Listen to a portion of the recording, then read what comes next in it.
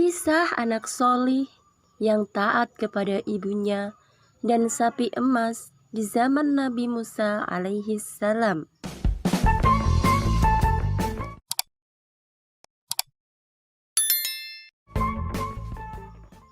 Seorang yang solih, ahli ibadah, yang mewariskan seekor sapi yang bulunya kuning mengkilat seperti emas, seperti yang telah termaktub di awal surat Al-Baqarah, sapi betina. Juga seorang anak yang taat kepada orang tuanya juga membuahkan kasih sayang Allah yang tak terhingga. Ikuti kisah ini yang ternukil dari kitab Irsyadul Ibad, Shahifah 92.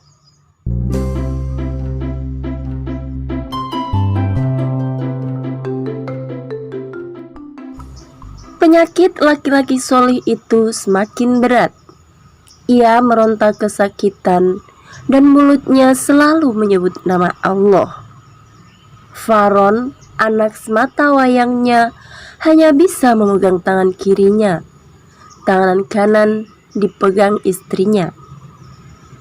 Laki-laki itu kemudian menarik tangan istrinya agar mendekat dan membisikkan sesuatu.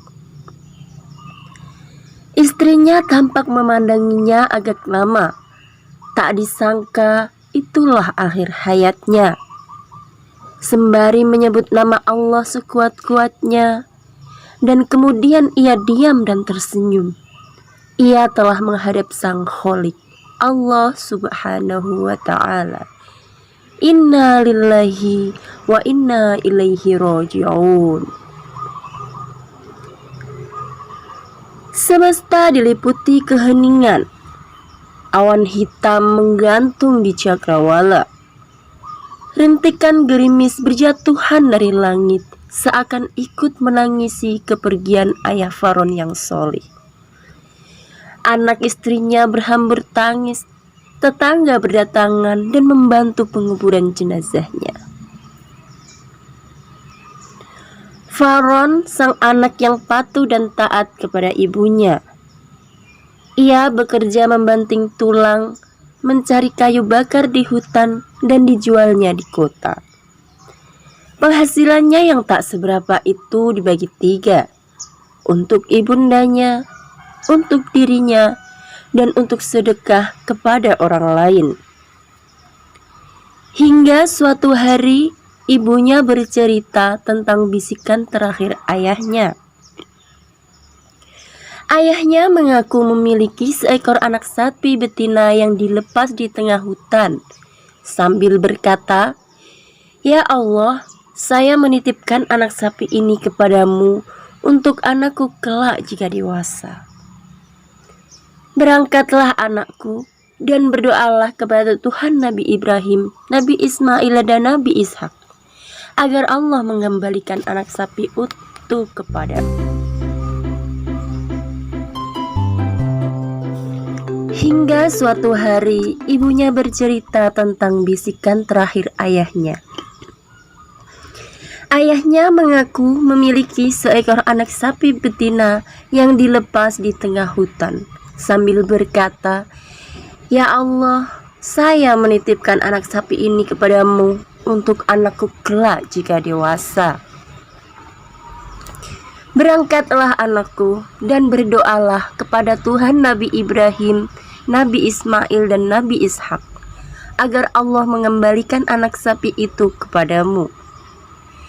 Ciri-ciri sapi itu seakan-akan sinar matahari memancar dari kulitnya, berkilau kuning seperti emas.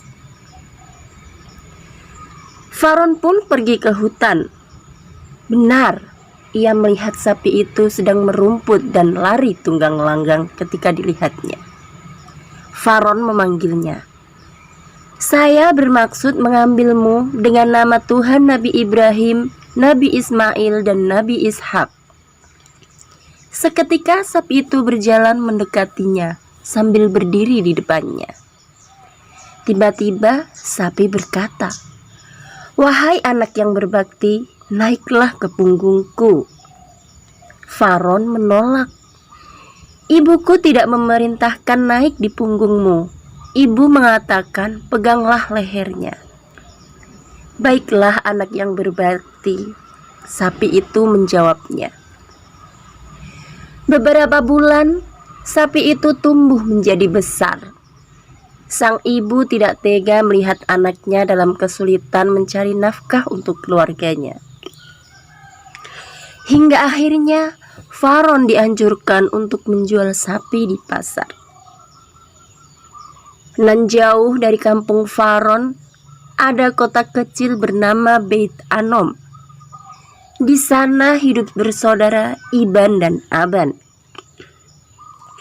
Iban hidup dalam kemiskinan. Bekerja seharian pun tidak cukup untuk kebutuhan sehari-hari. Jauh berbeda dengan Aban yang kaya raya. Karena hampir putus asa, Iban berpikir jika Aban saudaranya itu mati, maka ia akan menjadi pewaris seluruh hartanya. Hingga ia mempunyai niat untuk membunuh saudaranya sendiri. Suatu hari, Iban mengajak Aban melihat tanah dan menyuruh untuk membelinya. Tapi ketika keduanya di tempat yang sepi, Iban menggolok lehernya.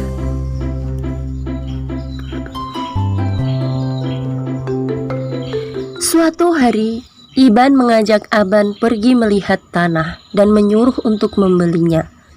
Tapi ketika keduanya di tempat yang sepi, Iban menggorok lehernya. Setelah mati, mayat Aban langsung dibungkus dan dinaikkan unta, disuruh pulang sendiri. Keesokan harinya, menjelang matahari terbit, semua warga kaget melihat unta membawa mayat Aban, saudagar kaya di kota ini. Siapa yang membunuh saudaraku? Tanya Iban kepada warga yang sejatinya hanya berpura-pura. Semua warga terdiam hingga kasus dilaporkan kepada Nabi Musa alaihissalam. Setelah Nabi Musa memohon petunjuk Allah, ia berkata, "Wahai kaumku, untuk menyelesaikan kasus ini dan mengetahui siapa pembunuhnya, Allah memerintahkan agar kalian menyembelih sapi betina." Setelah banyak pertanyaan dari kaumnya, Musa menyuruh agar setiap orang mencari sapi betina yang berwarna kuning dan setiap orang melihatnya harus senang. Kembali ke Faron yang menjual sapinya di pasar.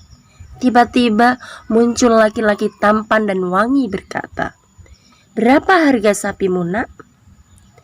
3 dinar dengan catatan ibuku meridhoinya, jawab Faron. Laki-laki itu berkata, "Begini nak, saya beli 6 dinar, tetapi kamu tidak usah meminta persetujuan ibumu. Seandainya engkau memberiku emas seberat sapi ini pun, saya tidak akan mengambilnya, kecuali dengan ridho ibuku," jawab Faron tegas dan langsung bergegas pulang dan bercerita kepada ibunya. "Faron anakku, ketahuilah, laki-laki itu bukan manusia, tapi malaikat yang menguji ketaatanmu, nak," kata ibunya menasihati. Begitulah hingga sampai 3 kali tawar-menawar tidak berhasil. "Kembalilah kepada ibumu, nak, sampaikan kepada ibumu, jangan menjual sapi ini kecuali dengan kepingan dinar yang memenuhi kulitnya," kata laki-laki tampan itu. Sehingga akhirnya sapi itu dibeli oleh utusan Nabi Musa dengan harga dinar yang memenuhi kulitnya. Setibanya di Beit Anom, sapi itu disembelih dan buntutnya dipukulkan ke mayat Aban. Seketika Aban hidup kembali. Ia menoleh ke sana kemari mencari siapa yang telah membunuhnya, sambil menunjuk ke arah Iban, saudaranya sendiri. "Ini orang yang telah membunuhku, wahai Nabi Musa, saudaraku sendiri yang ingin memiliki semua hartaku." Akhirnya warga dengan ramai-ramai menangkap Iban sang pembunuh dan menghukum seberat-beratnya. Hikmah kisah ini adalah: 1. Orang yang solih akan memberi keberkahan kepada anak cucunya. 2. Seorang anak yang taat kepada orang tua, pasti Allah memberikan kemuliaan dan kebahagiaan di dunia. 3. Bahwa mencintai harta yang berlebihan itu bisa menjadikan orang berbuat keji dan nekat, seperti Iban yang rela membunuh saudaranya sendiri demi memiliki hartanya. Wassalamualaikum warahmatullahi wabarakatuh.